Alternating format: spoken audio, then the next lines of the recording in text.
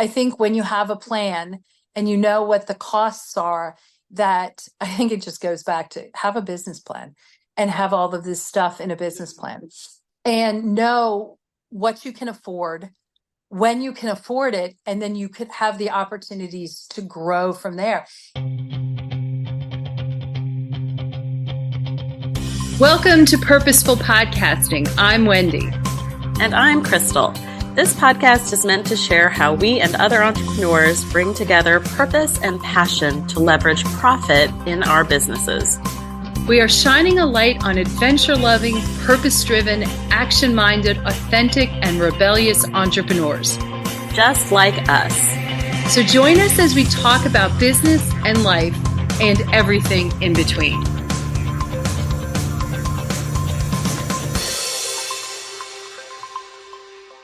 Welcome back to this week's episode of Purposeful Podcasting. I am only one of your co-hosts, Crystal, and I am joined here by my fellow podcast co-host, Wendy. Hello.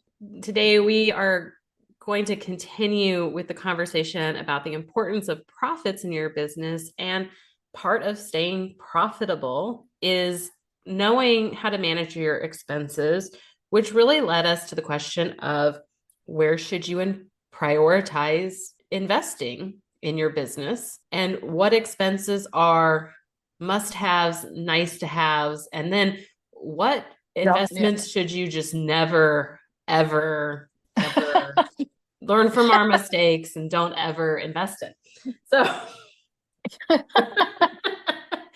wow, how do you really feel? How do I really feel about it? Well, because I think if you talk to any seasoned entrepreneur, all of us look back on, and we all make mistakes, or we purchase something or we invest in something, we're like, oh, that was a mistake. That wasn't a good fit. And I think that's just part of a natural rite of passage as an online business owner. But if we can spare you just a little bit, like that's the whole reason why we're coaches. And this is one of the big things we talk about with our clients is, should you invest in that program, or should you invest in that thing, or should you not? What do you have to have in place? What Right. do you not?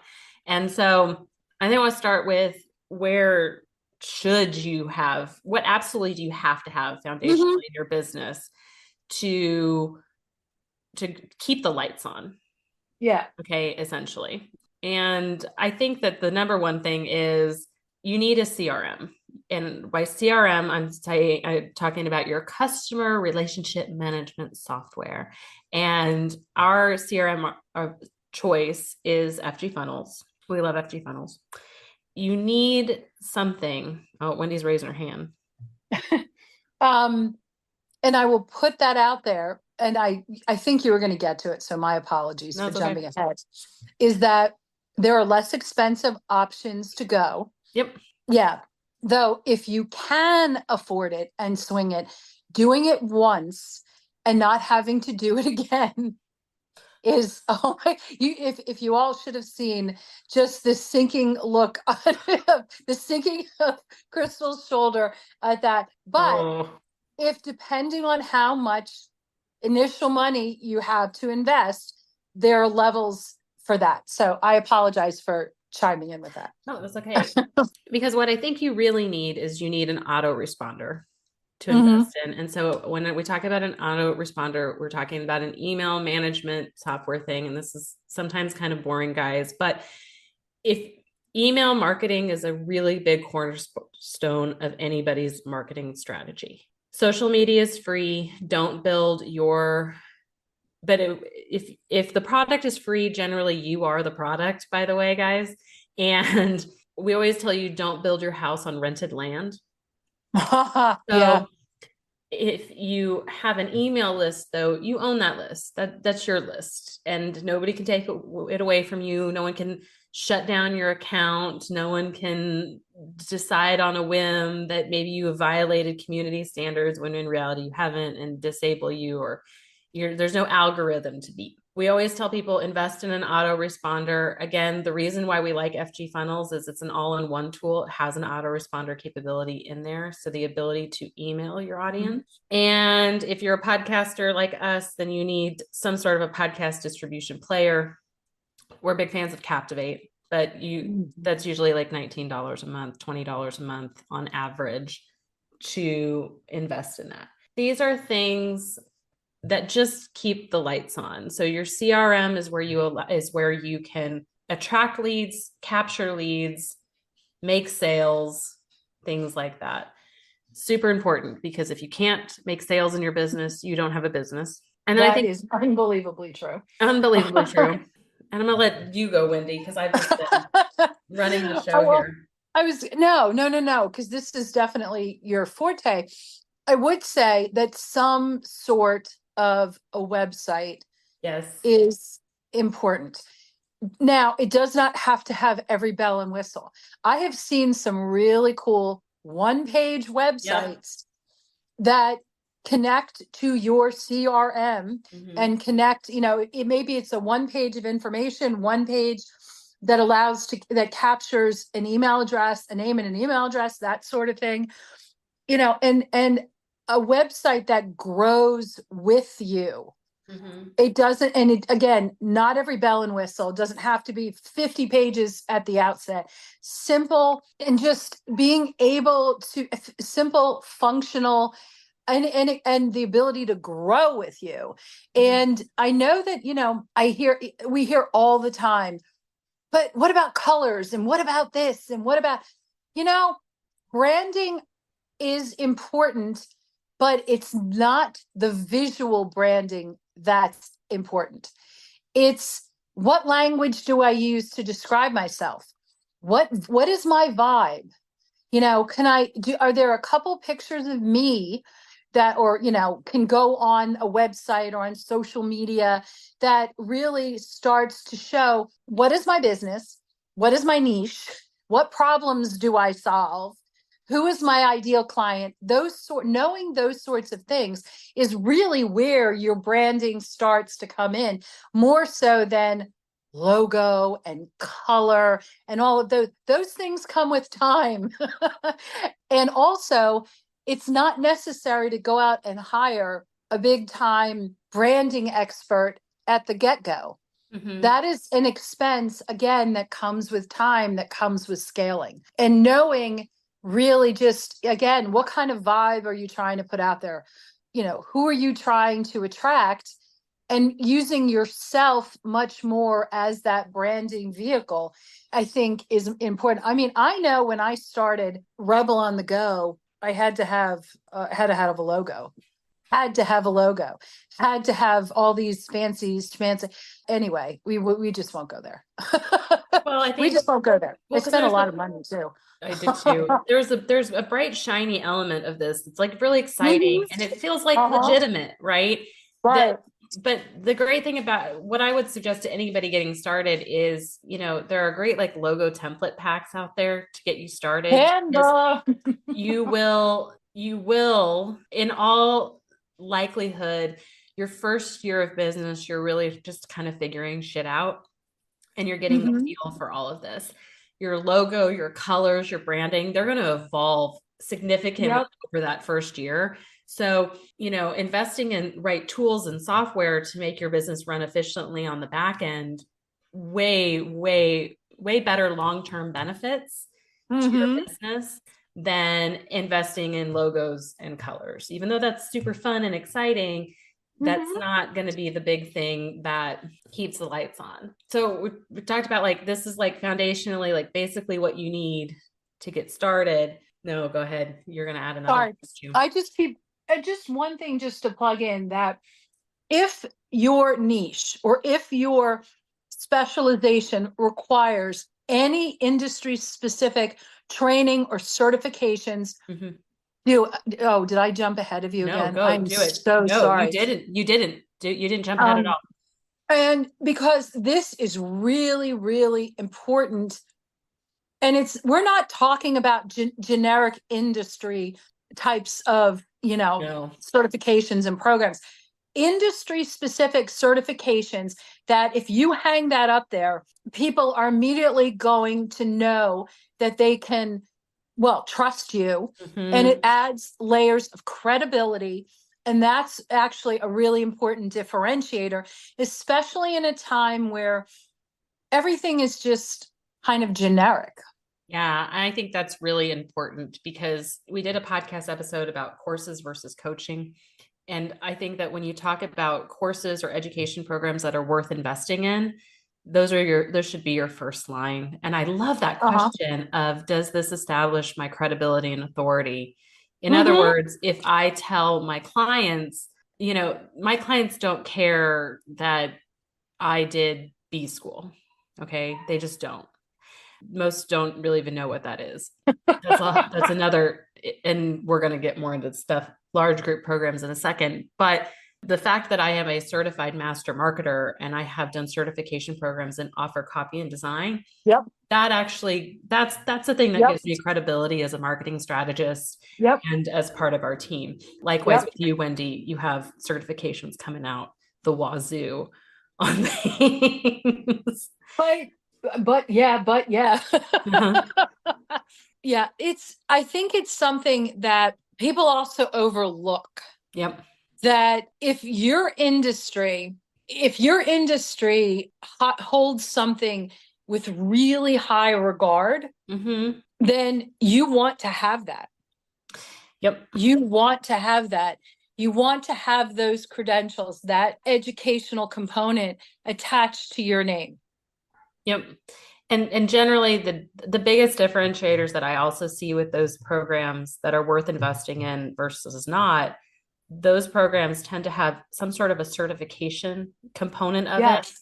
where you A have to testing test out. component. Yes. Like I know for mine, I had to pass 3 phase tests and a final exam Mm-hmm. to be able to hang on to my certification. So it's not necessarily a flat out pay to play service. I mean, I pay Mm-hmm. for the program, but it's not a straight up, I give you money, you give me a Piece badge, of paper. a piece of paper. Yeah. And I think that's a big difference, again, Yep. in the establishing of authority and expertise in whatever it is that you're investing. Exactly. Exactly. And I know with my business coaching, I have to be recertified every 2 years. And And, mine's an I think annual. about it, and having a business degree from a university, I won't get retested, but I actually had to pass the classes. Mhm. Oh yeah. Yeah, isn't that, yeah, to get that diploma. And I just think it's important to keep in mind. And especially there are people who are there's women who are transitioning from working as engineers in for corporations, and they're looking to go into consulting. Having that PE is huge. Well, if you're an accountant or a bookkeeper or really an accountant, and you want to spin off and do your tax returns and financial services, you need that CPA. Mm-hmm. And we really, in the coaching world, it's a coming Yeah. it's a coming that there are going to be more and more certification requirements, and it's not going to be as easy as everyone can hang a shingle and say I'm a coach anyway. So, not to beat that horse, No, but but I think it's an important one to talk about because I do think that sometimes we are a pro coach versus pro course partnership. And that's Mhm. definitely been a theme lately. But I think that's a really important piece to point out that we do invest in education and in courses. And there's a certain threshold of when and why. It's not that we're anti all of them. So, No, and we're oh, definitely, it was interesting because recently someone said to me, or someone asked me, do you have a coach? Because they'd heard a lot of coaches say things like, well, no, I am the coach. Oh my gosh. no. No, that's not, that. To be a good coach, I really believe you have to also be continuously going through the coaching process on the other end. No one is ever the end all be all. So I would add that I wish from the beginning that I invested more in coaching Mm-hmm. than courses, Yep. because I came out of the gate and discovered the online space. Mm-hmm. And I had the probably the boo boo the fool sticker on my forehead, and ended up investing oh, a shit ton of money on courses. Mm-hmm. And then eventually with one of the courses, the creator, who was also a coach, said, hey, can I coach you through this? Oh my God. Light bulbs went off, everything. And that's when all of a sudden, and actually that's when things started to happen. Yeah. And it's that's when, oh wait, I'm getting stuff done. Oh wait. Things are Yeah. starting to move. Yeah. And I think that, well, yeah, because that's what I was going to say, that the next big thing, I wish I had invested in coaching sooner as well. I will say that my coaching investments, if I had prioritized that more off than like courses or large group programs, would have got me further faster and with significantly less money. It's interesting because I think I always Yeah. thought at the time too, coaching was going to be so astronomically expensive, it was out of my reach. But if I look at the amount of money that I invested in all these individual courses, oh my God, if I had invested in Well, that, like a fraction of that into coaching, I would have gotten more out of it because it would have been more tailored specifically to me.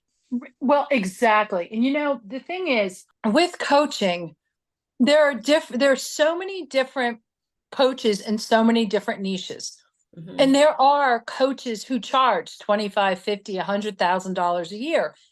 Is that really appropriate for someone who's starting? No, I could go ahead and answer that. That's exactly right. No. no. And so finding a coach who specializes in maybe your industry or specializes in and meets you where you are is really the critical piece. It's what we do with our coaching program. It's what we do with our clients. And it's what we even advise people to do when they're looking at going to different programs or different things, is that it's really asking the question of what's your ROI, your return on investment in this program. When we look at investing in certification programs, massive returns on investment because it does a lot to leverage your authority and expertise and build that credibility that you need to get clients.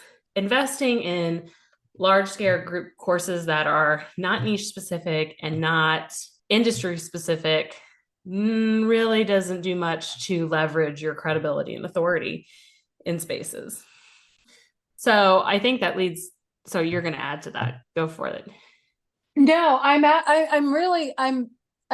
trying to look at that from make sure that I guess both sides are covered. And I'm really thinking, yeah, you're correct. I mean, I'm trying to think of an example. I think there are courses that tell you very quickly like how to set up your business. Yeah. How to set up, do this in a weekend or do that in a weekend. While I'm not sure can actually be done that quickly without massive amounts of hand holding.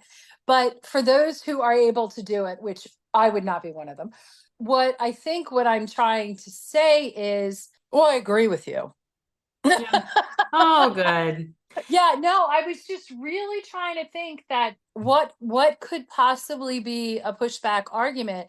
I really think in the beginning, the money that you invest is really meant to how do you get your Mm-hmm. list going, Mm-hmm. investing time and energy into figuring out where your clients live and how to reach them and get them onto your list, get them onto your irritable irresistible. It could be irritable as well. Irresistible free offer, IFO. And the interesting thing would be there are courses that tell you how to do absolutely all of that. Well, no, what I think about, But but when I think about that though, too, yes, I think anything that you invest in should help you maintain forward momentum. And Mhm. so if you are a Yes. personality who could take a course and execute the things side by side with it and maintain that forward momentum in your business and keep scrapping by, then then do it. Where Yes. I think there's a stall, and this is, I think, leads perfectly into where I want to end this whole thing with, is what should you not invest in? Okay. What should you not invest in? Right. Would be large scale things that are so generic, it's leaving you with more questions than answers. And Uh-huh. in that moment, what we see with most people, and it's how they end up our clients, to be honest, is that I want to start a business. It is overwhelming to think of all the pieces that I need to do to get my offer on the ground. I just had a discovery call with somebody yesterday, and they're going to sign on as a new client, and they said, I have to launch this thing, and I am so overwhelmed by the process of launch. I don't know where to start. There are courses that help you do launch, but what they're going to do is they're going to basically give you a checklist of all these things you need to go do, not necessarily show you specifically how to do it, and certainly Right. not help tailor it specifically to the thing and industry that you're launching in. And I think she has that checklist. No, she has the checklist. It's like she knew I need to, let's just take through a launch process. So she's like, a really small course. It's very specific. It's very straightforward, right? We need to grow an audience. You need to increase traffic. You need to increase some wanting things, strategically. You need to set up the course, record the course, have a place for the course to live. You need a sales page. And then you need and that's just before you even launch. Okay. Right. And then to launch the thing, we need email templates and list building things in place that we have. So we have a place to list to. The point is that I don't know about you guys. It's overwhelming just to rattle off all the things that you need to have in place just to launch a little course. So why people end up hiring us often, or why you should invest in a coach that can do those things for you, is that I'm not going to just tell you you need a sales page, and Wendy's not going to tell you you need a sales. We're going to help you create it. We're going to help you do it with you, basically. It's not enough to say, I'm going to just price it at this thing. We're going to help give you the strategies to price it so that it can be profitable and fix it. So I think that when you are looking at what to invest in, what not to, you have a look on your face like, you're going to jump in here. So I'm going to let you. Well, I was just thinking that sometimes it's also a matter of know thyself. And it's really, there are some people who are able to do things super quickly, super efficiently by themselves, and can take, say, a course and run with it. I can say that I tend not to be one of those people, that I don't, for a number of reasons. I don't like living in a silo. I like interaction. I also like a bit of accountability, things like that don't necessarily always come with, but I think it's really knowing who you are and how you operate, and whether, because I think that there's so many different opportunities and options out there for everybody. Just like there's a lot of things that wouldn't work for us. Hey, I hate to say this, but we may not work for everybody. I just can't believe that, but I'll throw it out. I do. Yeah, I You think know, that, well, I agree. There are big name courses that are very well known in the online business industry that have stellar marketing and attract a lot of people. The problem with those courses or those group programs is that you are just one of many. Nothing is tailored specifically to you or your niche. So you end up with very, very generic templates or outlines on how to do things, or a checklist on how to do things. I did one about how to launch a membership, and I ended up being so frazzled in our membership launch trying to go through it that way, because none of the examples really catered to, in the course, really catered to what we were trying to do. It was hard to make it fit. So you're really just trying to fit this square peg in a round hole, and you're just trying to shave it off and take the pieces that work and forget about the rest. And for me, in the know thyself piece of it, it was too many influences in the process that didn't work, that just left me confused and overwhelmed, and honestly really dampened the momentum in that launch for me because of that overwhelm. right. I lost Yeah. momentum with it. I think that also when you're looking and reviewing at options and something that says, I'm designed for coach, business owner, brick and mortar, consultant, service provider, and the litany is pretty much Well, it would work for just about everyone. And I think that, I know the courses that you're talking about, they're very much meant to be consumed by the largest number of people. Now, if you're, for example, a travel advisor and there's a course out there that specializes in, oh, I don't know, Travel Joy, which is a very specific product for travel advisors. And this course is designed for you and not generic. And then again, as a new person, that may be too sophisticated for you at a very early juncture.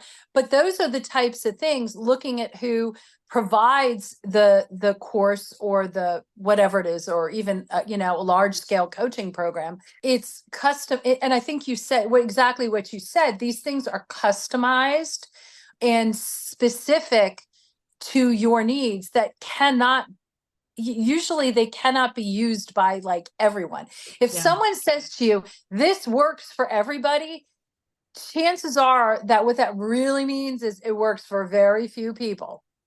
Yeah, it's kind of like the marketing for Seth Godin. If you speak to everyone, you speak to no one. To And no it's one. kind of true. If you Exactly. teach to everyone, you're really teaching to no one, because Well, you're watering exactly. down to such the Exactly. smallest common denominator. We're just missing the Exactly. nuance that you really need as a business owner to be Exactly. successful. And the other thing is that you end up with templates that don't sound like you, Yeah. and you end up with, again, maybe a framework, okay, but you can still get a framework from Right. a coach. We give clients frameworks, but we're not going to dump you with an entire course framework, just because we tend to give you the pieces that you need specifically for you Yeah. and not overwhelm you with the rest. The other piece that I think that you're starting out that you do need a presence in social media.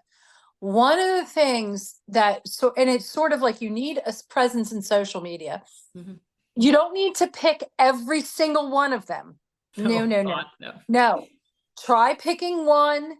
Try picking one that you're most comfortable with. Mm-hmm. Maybe maybe it has the ability, one post to different platforms, Yeah. like Facebook to Instagram, Instagram to Facebook, whatever, something along those lines. Mm-hmm. Picks one Mm-hmm. platform to start with, where you're comfortable and where your ideal client lives.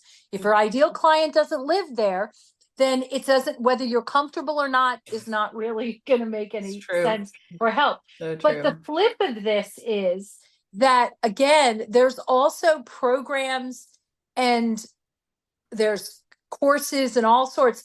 Well, how do I do this better with this? How do I do this better with that? All these different things. I would hazard to say, get comfortable with a program, or get comfortable with a platform first. Realize this is where you want to be before you start looking into, if someone says to you, how to grow your Instagram following by 1,000 people in a month, you got to be a little weary of that. Realize that, at least to get started, you're better off chronicling your journey. You're better off chronicling, and there are actually people that you can follow who, on the various platforms, who really are experts. But you start by following them, you get into their world, but you don't have to buy their most expensive, most complex system. I think that that's one of the things. I remember, what was it? Someone who right off the bat had heard, was it Kartra? Anyway, one of the higher end CRMs. Mm-hmm. And but it's not just a CRM, it was the whole learning platform. Mm-hmm. And maybe it was, anyway, I can't remember which one it was, but they jumped into it from the very beginning because an expert said, this is what I use. So everyone should use it. They ended up spending a ton of money every month for something that they didn't need. Yeah. It was like a total drain suck. So it's also looking at the most cost effective tools, Mm-hmm. and you can upgrade as you go along. And that goes the same way with like social media options, all of it, all of it. Yeah. And even equipment that you use. Nobody needs to have a $10,000 microphone at the get-go if you're doing a podcast. Mm-hmm. Chances are your phone works really well. I hate to say it. Yeah. Yeah. And Or, then I mean, I have, we have a $50 microphone in front that's of us right exactly what I was going now. to It's say. not. Exactly. And it doesn't warrant the craziness. As you said, there's a lot of bells and whistles. There's a lot of shiny objects out there, and we all want the biggest, brightest, whatever. I think when you have a plan and you know what the costs are, that I think it just goes back to have a business plan and have all of this stuff in a business plan and know what you can afford, when you can afford it, and then you could have the opportunities to grow from there. It's like someone says, you can't be, oh, I did hear this. I can't be an entrepreneur if I don't actually have employees. Ooh, where did that come from? There's a ton of solopreneurs out there who are really successful. And actually, a lot of entrepreneurs ultimately do their stuff themselves. And that's part of the evolutionary process. At some point, you do want to hire people because it becomes far more efficient. Because ultimately, guys, the most simple businesses tend to be the most profitable. I really, truly, Yeah. there Yeah. needs to be a sticking point as you start scaling with all these teams and things. They do eat into your profitability, and it makes it harder to get. You hit Yeah. a plateau that's really hard to get out of. And then a lot of people, actually, I can't tell you how many people I know who have hit that plateau and Mhm. have like massively scaled back, and their revenue is much less, but they're actually a much more profitable business because they've Mhm. simplified a lot of things. They've gotten rid of a lot of expenses that they just absolutely did not need. Um, Yep. you know, Yep. things that promised the world that really didn't live up to their expectations. I think that's the one thing that's made our business successful and our clients' business successful is that we run a very lean business and we encourage our clients to run lean as well. Exactly. Not to a point Exactly. that you're stressing out, because Lord knows we don't really stress as business owners very often, because we do have great systems in place and automations in place. That's why we use the CRM that we do and why we do things the way we do them. But Mhm. it's working smarter, not harder. And Yes, very and much so. I think oftentimes we think that these big group programs are the answers to everything. And ultimately, what they are is just a big deficit in your budget at the end of the year. And you're having to hire someone to either fix it or to help you clarify or do the thing that original investment was originally promised for. There's a lot to be said about just the one-on-one interaction and that tailored to you servicing and investing in more things like that. And I think after the last big group coaching program, I was actually with a cohort of people. We all ended up out of this program with the same thing. That's the last group. That's the last group course program that I'm ever going to invest in. All of my investing at this level really needs to be in coaching because none of us got out of it what we thought we were going to. We were one of many. There were group calls. So there was a slightly live component, but you had to be one of the very lucky few who could actually get called on to get your question answered. And there were so Mhm. many people from all different walks of business, like you said, service providers and course creators and coaches, and different kinds of coaches. There's Mhm. business, we're business and marketing coaches and relationship coaches. What works for me as a marketing coach and a business coach, what works for Serendipitous Rebel is not necessarily going to work for a life coach or relationship coach. They're Right. different audiences and Yeah. markets and strategies that you're going to deploy to get to where you need to go. And so Mhm. working with somebody who can see that nuance and then give you strategies tailored to that is really, really powerful at the end of the day. I feel very passionately about this, apparently. Yes, you do. I guess I think that kind of covers it. All right, Very guys, passionate. very passionate. Well, I guess my question really is to our audience. I would like you to write into us and let us know what was the investment in your business you regret the most? Oh, that is such a good question. We Oh all my have gosh, one. that's such a good question. We all have one, and maybe we'll disclose ours in a newsletter or something. I don't know. Maybe not specific, but until next week, guys, enjoy, and we will see you later. Bye. Bye. Thanks for listening. Be sure to subscribe and leave us a rating. But only if you liked it. Otherwise, just keep it to yourself. You can learn more about purposeful podcasting on our website at serendipitousrebel.com. And if you have topics you'd like to hear about, be sure to submit them on our website or DM us on social media.